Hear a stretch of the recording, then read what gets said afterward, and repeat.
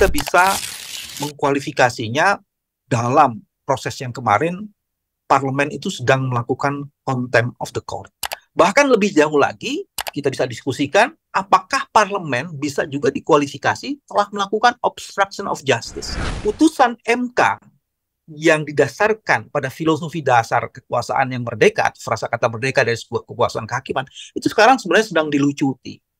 Kata merdeka itu sedang dihancurkan atau didekonstruksi. Dan ini yang terjadi. Kalau kemudian mekanisme check and balance yang dilakukan oleh MK terhadap berbagai peraturan yang dilakukan oleh DPR itu tak terkontrol lagi, maka kemudian kita tidak bisa lagi mendeklar bahwa kita adalah negara hukum. KPU, kamu jangan membuat situasi menjadi bertambah rumit. Oke, terima kasih teman-teman yang saya hormati, kolega-kolega yang saya muliakan. Assalamualaikum warahmatullahi wabarakatuh. Saya akan memberi beberapa isu lain yang berkaitan dengan apa yang hari ini kita diskusikan dalam supaya tidak mengulangnya. Tapi akan melanjutkan dan kemudian memberi beberapa isu yang mungkin tadi kelupaan untuk dikemukakan. Bagian pertama begini. Kalau melihat masivitas respon publik yang luar biasa dengan berbagai elemen masyarakat yang terlibat.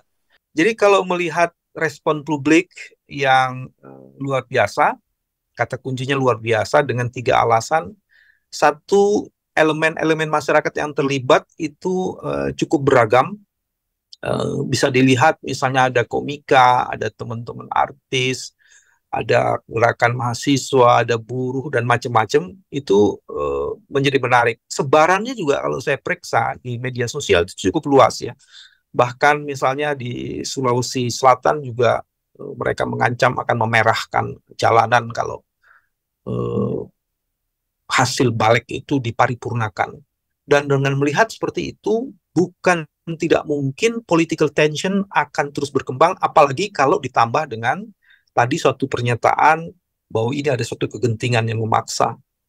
Di mana-mana, political tension itu akan menjadi fusi yang meledak ketika ditambah dengan adanya problem krisis ekonomi.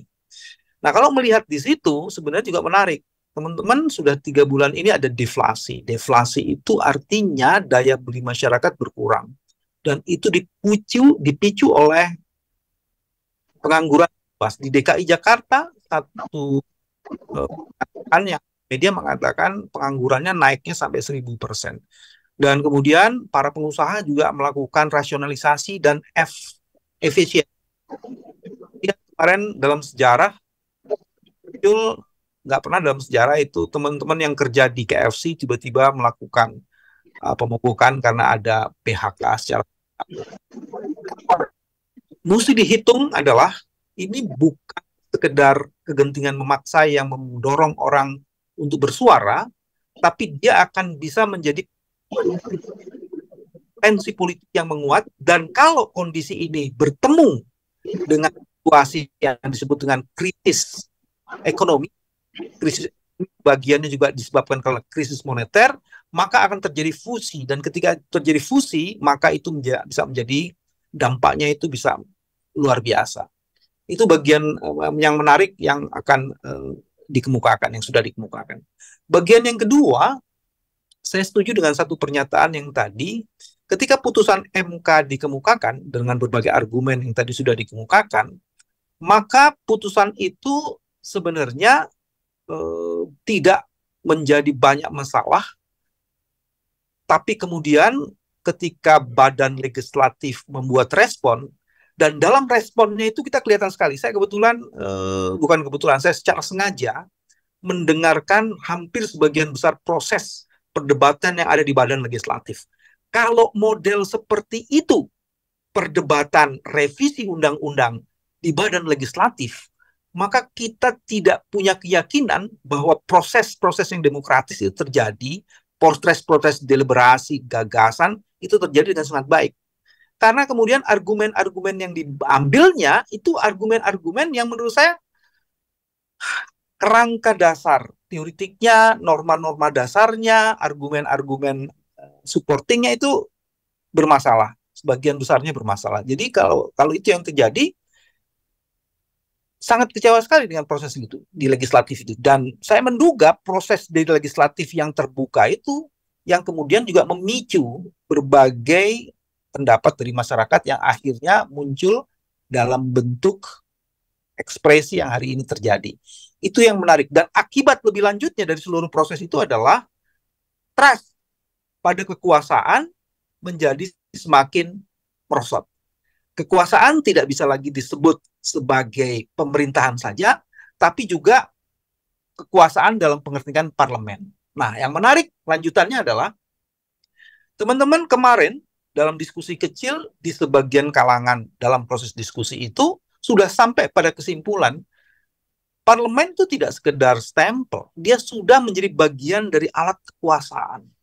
Karena benar-benar ingin melindungi kepentingan kekuasaan, sehingga dalam proses seperti itu, parlemen adalah bagian dan alat kekuasaan. Dalam proses seperti itu, di mana parlemen adalah bagian dan alat kekuasaan, maka sistem yang dibangun dalam sebuah negara hukum untuk melakukan check and balance tidak terjadi. Nah, itu yang terjadi saat ini. Check and balance itu dihancurkan sehingga tidak terjadi lagi mekanisme saling kontrol.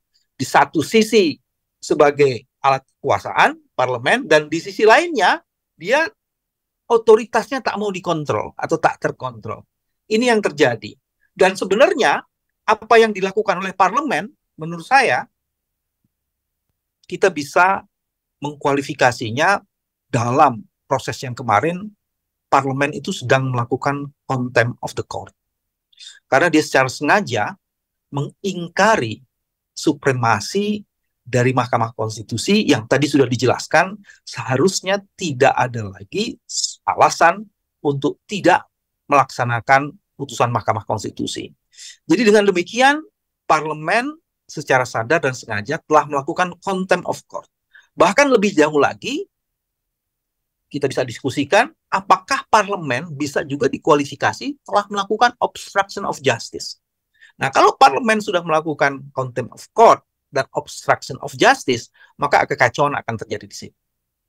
Nah, bagian lain yang juga penting untuk dikemukakan adalah, teman-teman, kalau teman-teman membaca konstitusi, ada frasa kata merdeka.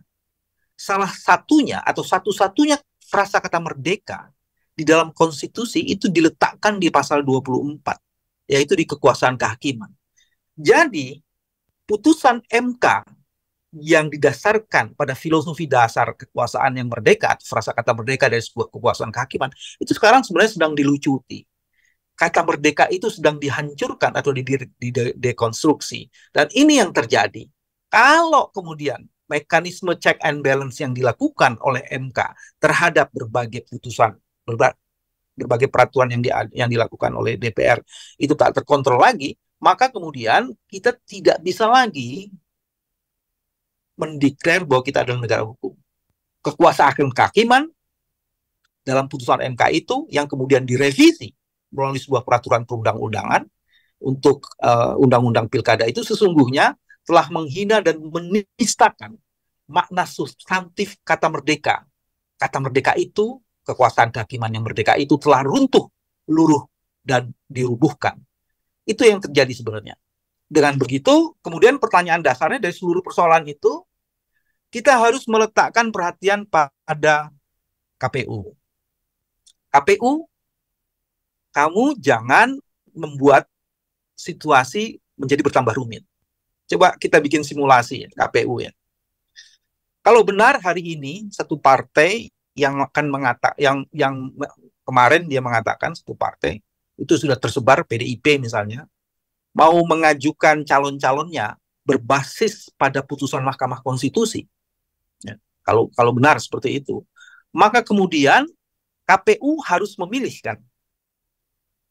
Nah, ketika KPU memilih, dia misalnya simulasinya menggunakan peraturan yang sudah direvisi, undang-undang yang direvisi, maka KPU sedang membangun bom waktu karena akan banyak sengketa yang mempersoalkan soal yang berkaitan dengan persyaratan untuk menjadi calon pilkada. Nah, kalau itu yang terjadi, maka masivitas sengketa itu akan terjadi di seluruh Indonesia. Jadi KPU secara diam-diam dan sengaja sedang memicu yang tadi saya sebut di awal, potential konflik atau political tension yang terjadi di seantero seluruh Indonesia. Dan kalau itu terjadi, siapa yang bisa mengontrol semua pergerakan yang muncul dari situ? Jadi ini harus hati-hati sekali. Dan belum lagi sebenarnya masing-masing kandidat itu sebenarnya punya orang-orang yang mendukung para kandidat itu. Jadi ini akan terjadi chaos yang luar biasa sekali. Jadi itu sebabnya KPU harus berhati-hati sekali, dan KPU sebaiknya menggunakan putusan Mahkamah Konstitusi sebagai basis dan dasar untuk meluluskan syarat-syarat calon yang akan maju di dalam pilkada. Hal yang paling penting lainnya adalah, teman-teman, hari ini belum dianalisis dalam konteks geopolitik internasional. Hari ini sedang terjadi masalah yang luar biasa di tingkat dunia. Di tingkat dunia sekarang pertarungan-pertarungan sedang terjadi, dan pertarungan-pertarungan di dunia itu bukan tidak mungkin akan merembes juga ke Indonesia. Jadi tolong diperhatikan baik-baik. Putusan MK itu dia tidak berdiri sendiri karena dia hidup dalam sendi dan sistem kehidupan masyarakat. Cara-cara yang ditampilkan oleh parlemen itu sungguh-sungguh tidak membuat masyarakat merasa bahwa kepentingannya diwakili oleh parlemen. Dan sebaran kemarahan publik yang sekarang mulai masif, dia juga mempunyai dasar justifikasi kalau kemudian putusan dari balik ini dipaksakan untuk masuk di tingkat kedua, diparipurnakan. Dan semua ini harus dihitung baik-baik. Kita tidak ingin terjadi tiran-tiran yang dijustifikasi melalui revisi pilkada ini. Saya ingin berhenti sampai situ. Mudah-mudahan ini bisa membantu melihat persoalan putusan dari perspektif yang berbeda seperti yang sudah dikemukakan oleh teman-teman sebelumnya. Terima kasih. Assalamualaikum warahmatullahi wabarakatuh.